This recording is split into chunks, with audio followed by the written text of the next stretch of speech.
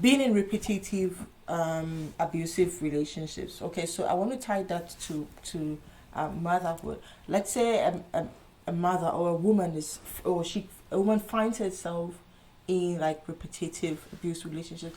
You had the experience, but then eventually you managed to get yourself out of those relationships and then ended up landing with the right one. How did you find the courage to decide that like at what point did you come to a realization that, wait a minute, why do I keep finding myself in these repetitive cycles? And then how did you find the courage to decide you want to leave that situation because it wasn't good for you, and then eventually like you found like you ended up with the right person?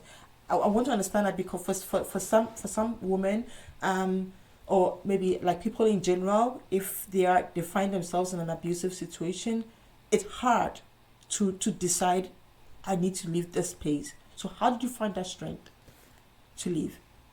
It is really hard to leave. You might feel that you are bound emotionally or financially to that person. Mm-hmm. You might be scared for your life for leaving, and you might feel like you're not going to be able to survive. Yeah. But I promise that you are better off Mm. leaving an abusive relationship because you don't deserve that.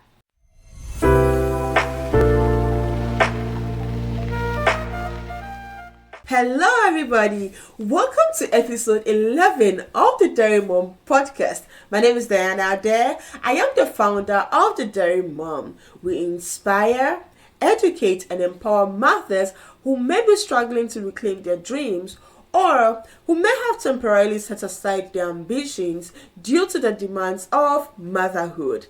On the Dairy Mom podcast, we bring you powerful stories from audacious mothers around the world who defy societal expectations and harness their strength to juggle both roles of motherhood and the pursuit of their personal and professional ambitions successfully. Before I begin today's episode, I want to say thank you. Thank you to all of our new subscribers and to all who have been with us from the beginning. I appreciate you all very much. Today's episode is the second part of our two-part series on breaking cycles of abuse. Today, we'll continue with our conversation with our special guest, Renata Ortega. Renata wears many hats. She has a young family. She's the director of sales at Prodigigrowth. She's also the president and podcast host of the Cycle Breaker and Changemaker Incorporated. Again, she's the president of I Invent Time Incorporated. She volunteers as a co-chair of a school council and also volunteers with the Make-A-Wish Foundation of Canada. Renata is also a survivor of abuse and critical illness who has figured out how to break free from multiple negative generational cycles that were ruining her life. She's committed to making impactful and attainable positive changes for generations to come. As a result of years of personal experience, research, and therapy, she has been able to create tools and simplified concepts to help break down the barriers of negative cycles in order to create meaningful changes. Now, she's sharing her knowledge and looks forward to helping others on their cycle breaking and change making journey. So if you're excited and ready for a part 2 of our conversation, please grab your pens and notebooks and join me as I speak to our special guest.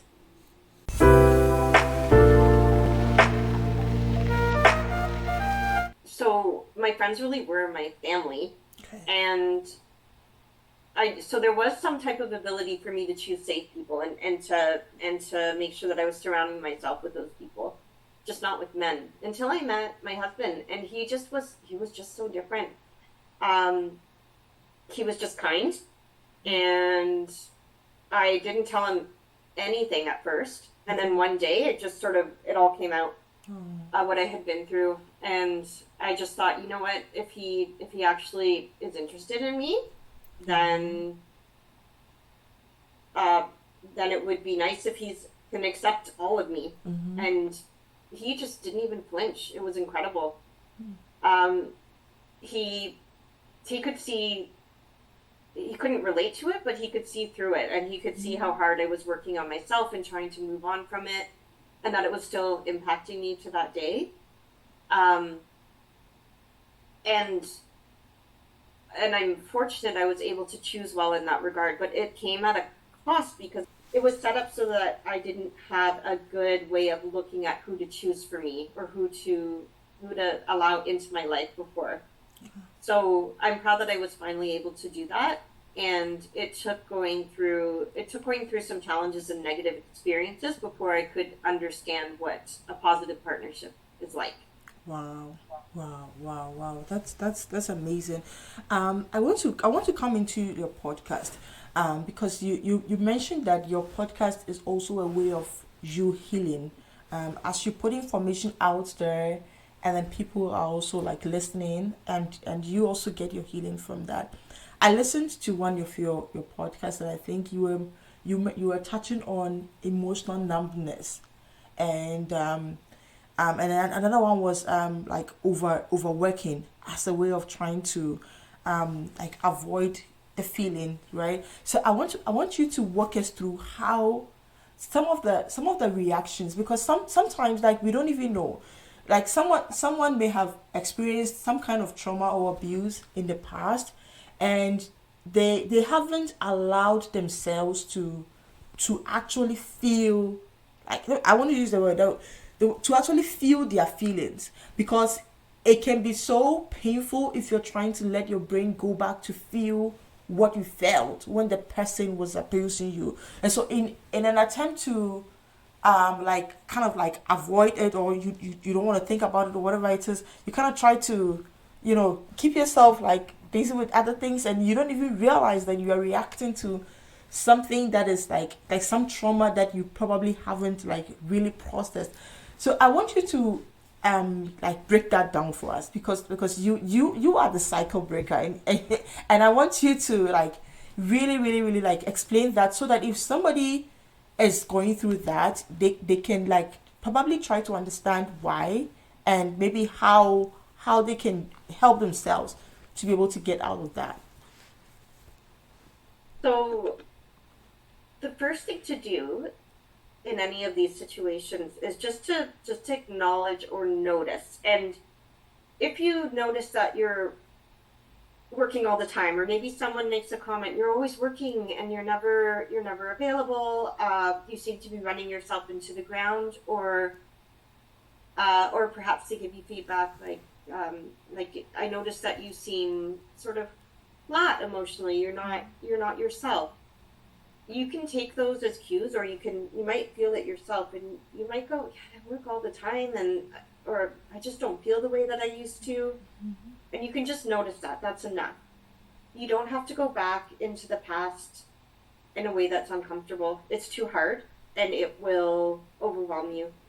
And I promise you will not go through any memory that your body cannot handle. And even though it can feel like you cannot handle it because it is so upsetting and it can snap you back to the past, you can handle it.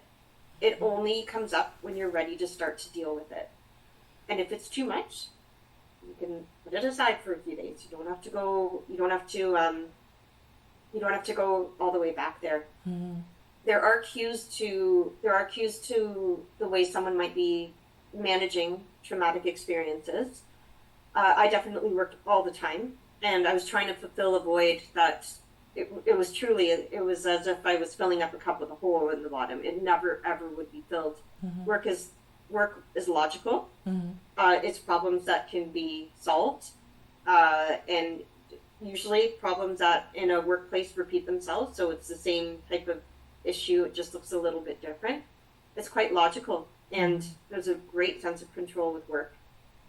When you live through trauma, there's no control. It's terrifying, and all of your entire sense of security is gone. It's the worst feeling. Emotional numbness is a very common way of trauma survivors to get through. If you don't feel anything, you can't feel hurt. If you don't feel anything, you can't feel scared. So if anything that I talk about in that podcast resonates, it could be a sign. The emotional numbness, the overworking, getting into repeated abusive relationships, feeling anxious all the time, feeling depressed all the time. If you're aware of those types of feelings, it's something that you can look into. And there's absolutely nothing wrong with it, because it's a coping mechanism. We're designed to survive. And if you need to be emotionally numb to survive, that's okay. But you can get through it. If you need to overwork to survive, that's also okay. But you can work through it. So the first part is just noticing that maybe there's something that needs to be looked at. And approach it gently and with compassion. Wow. I want to take it a little bit back to being in repetitive abusive relationships. Okay, so I want to tie that to motherhood. Let's say a mother or a woman a woman finds herself in like repetitive abuse relationships. You had the experience, but then eventually you managed to get yourself out of those relationships and then ended up landing with the right one. How did you find the courage to decide that at what point did you come to a realization that, wait a minute, why do I keep finding myself in these repetitive cycles? And then how did you find the courage to decide you want to leave that situation because it wasn't good for you, and then eventually you found you ended up with the right person? I want to understand that, because for some women, or maybe like people in general, if they find themselves in an abusive situation, it's hard to decide, I need to leave this space. So how did you find that strength to leave? It is really hard to leave. You might feel that you are bound emotionally or financially to that person. You might be scared for your life for leaving, and you might feel like you're not going to be able to survive. But I promise that you are better off leaving an abusive relationship, because you don't deserve that. And for me, it was just reaching a point where I felt so unsafe. I was so unhappy, and realizing that it kept happening again and again, and just a conviction knowing that life didn't have to be this way. Even though some days I was ready to just give up and stay in those relationships. There are ways to get help, and it depends the level of abuse and what type of relationship you're in. If it's safe to do so, if you have really good friends that you know and trust, you can start confiding in them. You can have a code word if something feels unsafe or you need them to come and pick you up. You could tell a healthcare provider if you have a good relationship with them and you trust them. There are also many women's shelters that you can reach out to confidentially. You can even look up their websites, and they always have a quick way to exit those websites. And you can leave. And I know that it's daunting and not easy, but you can leave, and you don't deserve to be stuck in a bad relationship. And there are infrastructures to help. I know it's not straightforward. I will share more resources on how to do this. Definitely. But there are infrastructures to help you leave an abusive relationship. And just know that it's not your fault for getting into it in the first place. We don't knowingly and willingly choose to get into these relationships. There's very, very good scientific reasons as to why it happens. Wow. Like I like how you're telling us you can leave if you choose to. I want to come into parenting and abuse. So sometimes we have like kids that you may think, oh, this kid is like stubborn, this kid is like they're always like running from one place to the other. And as a parent, sometimes your natural response is to shout at the child, stop it, you know, that kind of thing. and I'm trying to come to the point where, like, again, as a child, you experienced like yelling and all those things like in that kind of environment, and it definitely was like it affected you. So as we are currently like parenting our kids, how do we make sure we don't pour our frustrations on our kids, in a way that they feel like we don't love them, or they feel like we are abusing them, even though we may not think that we are abusing them, because you as a parent may think you trying to yell at your child to stop what you're doing is probably you trying to correct them, but Yeah.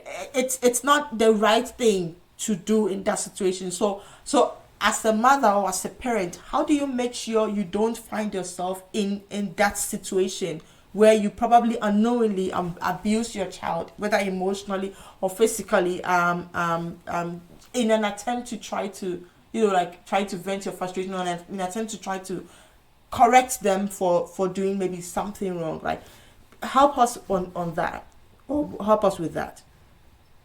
That's an incredibly important question. And there are a few ways to manage this. When I entered into the relationship I'm in now, and I knew that we would want to start a family, we had many discussions about how to raise our children, Okay. what was acceptable and what wasn't. Okay. And I was very clear on what happened to me as a child and how it would make me feel, such as raised voices, many different scenarios. So we if it's possible, and you are in a relationship where you have a partner and you're planning to have children together, and if one of you does have an abusive past, like has been abused, it's important to discuss what happened to you and how to ensure that there's parameters in place not to allow that to happen to your children. Okay. And because abuse can repeat itself if it's not healed from or not understood. You can also do some preparatory work before having children. You can look into what's happened to you and how it can impact your parenting, so that you're aware of it. It's the first point of being able to make any changes. Okay. And if you feel that you're getting angry, we all have our limits. If you're tired, or you're hungry, or you have a really big emotional load, or you're having a bad day, just take a break from the situation. Don't react. It's amazing what 5 minutes can do. Yeah. Yeah. And kids are not bad. They're not born bad. Yeah. They're not bad. They're dealing with a lot themselves, especially in this post-pandemic environment. Many kids don't know how to interact with each other. Yeah. They may have been exposed to unhealthy relationships in the home because they're at home so much with parents that were stressed out, or a single parent that was stressed out. Yeah. They may have been exposed to inappropriate amounts of or content on screen time. Yeah. So when a child is acting up or not following rules that you've put in place, instead of approaching it from anger and yelling, Okay. you can try, hey, what's going on? What's up? And encourage a conversation. It's so much more effective. And oftentimes, if a child is acting out or acting up, they need something. They need attention. Maybe they're hungry. Maybe they're tired. Maybe they just want time with you. And you know what? If you make a mistake, apologize. It's so important. Okay. No one ever once apologized to me. And it was hard because as an adult, I realized that one of my abusers did have the agency to change, did have the agency to control their decisions. And they had the agency to apologize. We never once did. To make mistakes is allowed, but just apologize and make sure that you allow time for repairing. If you have scared your child, talk about it. Explain, I did something wrong. I'm sorry. I had a really bad day and I expressed myself in a way that I shouldn't have. And if you're really concerned about how you're acting and how it's impacting your child, you can ask for help. You can ask an expert for tips on how to parent if you have been abused in the past, or if you're not sure if something is abusive or not. You can ask those questions. Yeah. And the more information you have, the better informed you are as a parent. Wow. And take care of yourself too. It's hard to find the time, but if you don't take care of yourself, it's really hard to take care of anything else. Anything else. And that's very important. Taking care of yourself, because as mothers, sometimes somebody would say, we get caught up in taking care of everybody else except us, except ourselves. And then it's like, okay, there's this just little tiny amount of time that is left where you have to like touch up or do something. So it's about being intentional and taking care of, like being intentional about taking care of yourself. And if you're having a bad day, just take a break. Just give yourself, like, pull yourself out of the situation so you can calm down, and you that will help you not to project your frustrations on your child, because kids can take things in any direction. And one thing you also mentioned that was very important was, if you feel you have offended your child, apologize. Wow, that's really like powerful, because not many times we don't see that happening. Like, why, I'm the parent, why should I apologize to the child? But that's very, very important. Thank you for touching on that, Renata. So I want to come to you to, like, now you are, I would say, where I come from, we would say you're a big woman. I love that. Thank you. Yeah, that's what we stress it, to make it like, oh, you're a big woman, because like, I want to come into all the many things that you do, like your and thank you for starting the Cycle Breaker and Change Maker podcast. And it's very amazing. Like, when I listen to your podcast, it takes me into like a very deep place of reflection, and how people process different kinds of abuse and how to get out of that. Walk us through how, as a mother, you're parenting two kids. You're also a volunteer for Make a Wish Canada. You are, like, you do this podcasting, and then you are also the director of sales for Prodigigrowth. How do you juggle all of these roles, in addition to your own healing journey, in addition to motherhood and like family? How do you manage to like keep everything like afloat? That's a great question. And I will never say that there's a perfect work-life balance, because there isn't. And I don't want anyone to ever feel that they have to be pressured to achieve that. Okay. I learned the hard way that by ignoring what fuels my passion and fills my heart, it can lead you onto a road of not being fulfilled in your life. So I did a lot of reflection and research, and tried to figure out how I could manage to put in some segments into my life that were more fulfilling. And I realized that I was going about it in a way that wasn't healthy, wasn't right, and wasn't doing me any service. I had a sort of this relationship with time where I thought there was never enough time. I never knew where it went. And I wanted to add another 48 hours into my 24-hour day. And it's just not possible. Time is one of those things that is so finite. Right. And we all get the same amount of it. It's really one of those rare things that, we're all on an even playing field with. So I made some adjustments in my life so that I could spend time on my podcast, and so that I could spend more time with my children. I'm on a co-chair on the parent council, and I'm in the school as much as I'm able to be for any volunteer events. I am a director of sales at Prodigigrowth, and I also started a company called I'm Them Time, and I do volunteer with Make a Wish. I'm a wish child.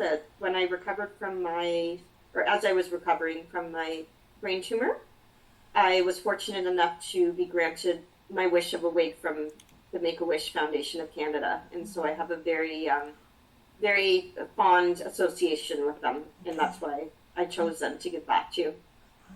So the way that I manage all of this is I am organized in my calendar. I plan the upcoming week the week before. Okay.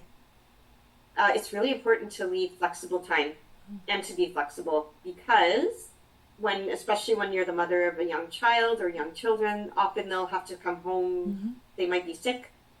You might have other family members that are sick. Things will happen, and you just have to be as prepared as you can, but also allow for flexibility. Okay.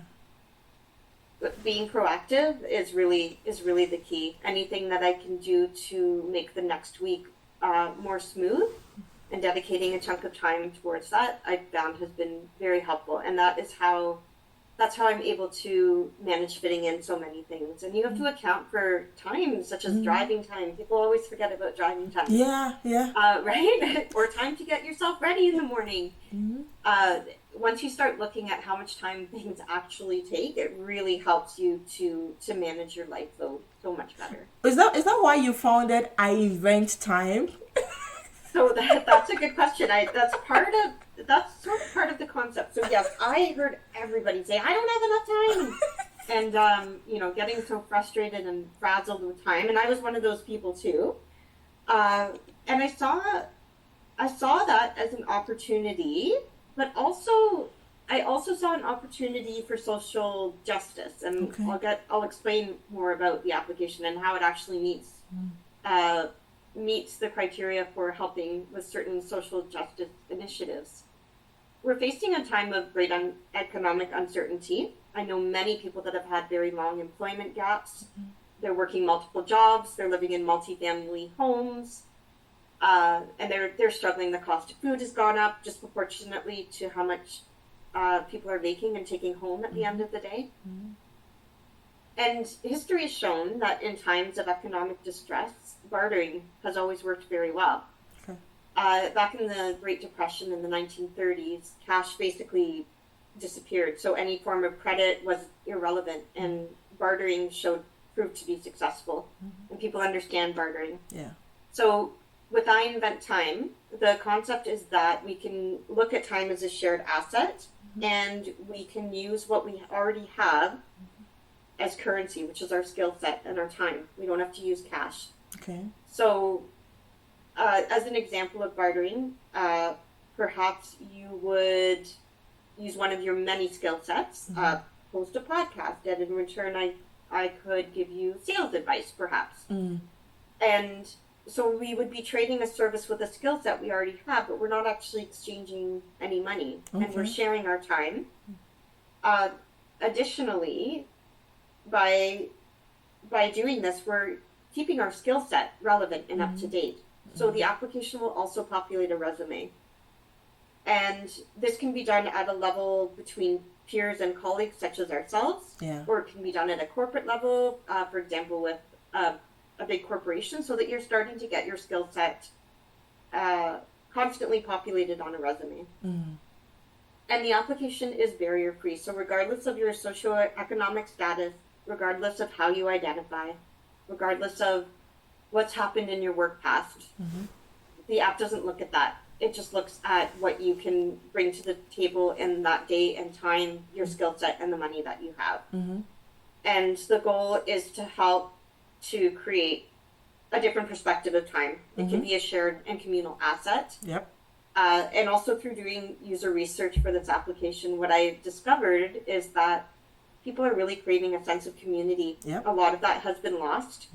And this is a way of helping to forge and build more community. Wow.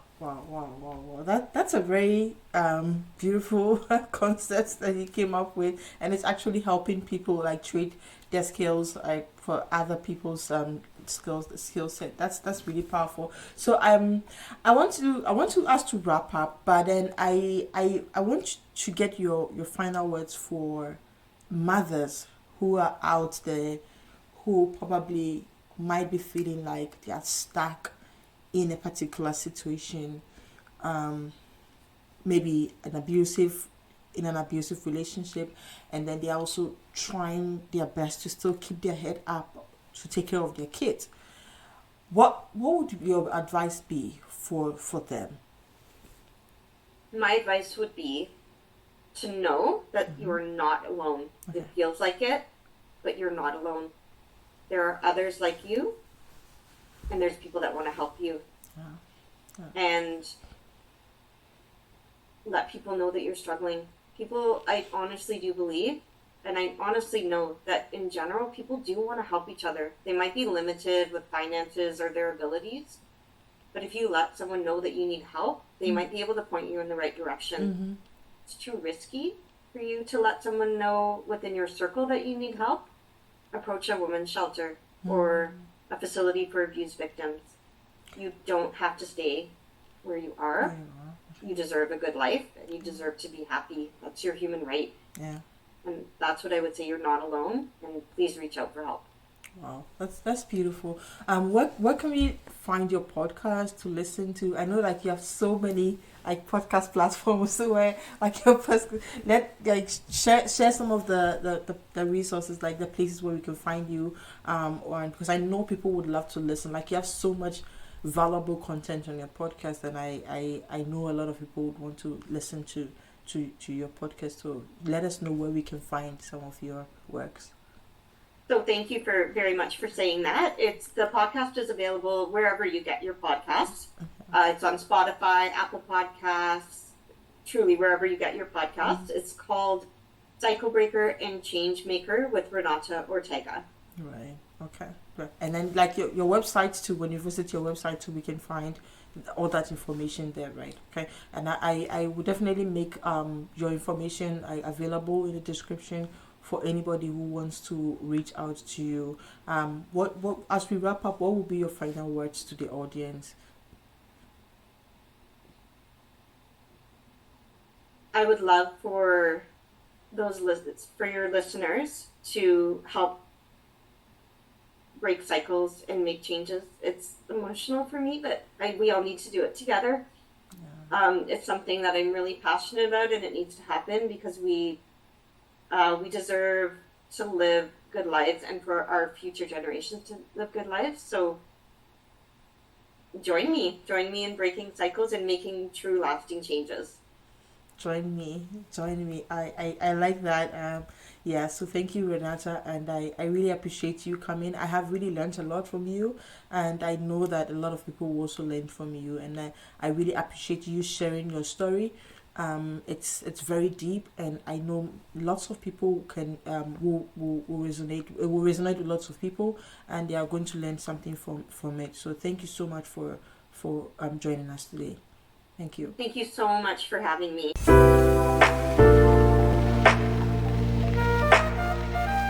Wow, we've made it to the end of our 2-part series on breaking cycles of abuse. I really hope you learned something. It's been an emotional yet impactful journey of breaking cycles and making lasting changes. The key highlights of our conversation with Renata were: you don't deserve to be stuck in an abusive relationship. Also, know that you are not alone. You deserve to be happy. You deserve some love. And so if you find yourself in an abusive relationship, please speak to friends and family. If your friends and family are not your safe space, please find a healthcare provider and speak to them. If you can't find a healthcare provider, there are women's shelters around. You may seek help from them as well. Renata also made a very profound statement about parenting. She said, if you make a mistake with your child, please do well to apologize. This will help us to break the cycles of generational abuse. And also, before you become a parent, consider doing some preparatory work on yourself. I want to say a big thank you to all who have stayed with us up until this point. If you are yet to subscribe to our YouTube channel, please do so by hitting the subscribe button. And also, if you liked this episode, please hit the like button. This helps our channel to grow. We invite you to also follow us on all other social media platforms. We are on Facebook, TikTok, Instagram, and then LinkedIn at The Dairy Mom. On Instagram, you find us @the Dairy Mom. If you want to follow Renata, you can reach out to her on her podcast at The Cycle Breaker and Change Maker. You find her on all podcast platforms, and all of the links to her social media channels are in the description of this video. Be sure to check it out. Thank you all once again for joining us today.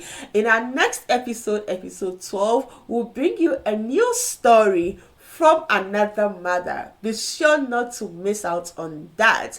And as I wrap up, my question to you is, what is your hashtag, The Dairy Mom Story? Join me and let's do this together. My name is Diana Adair, and I am The Dairy Mom.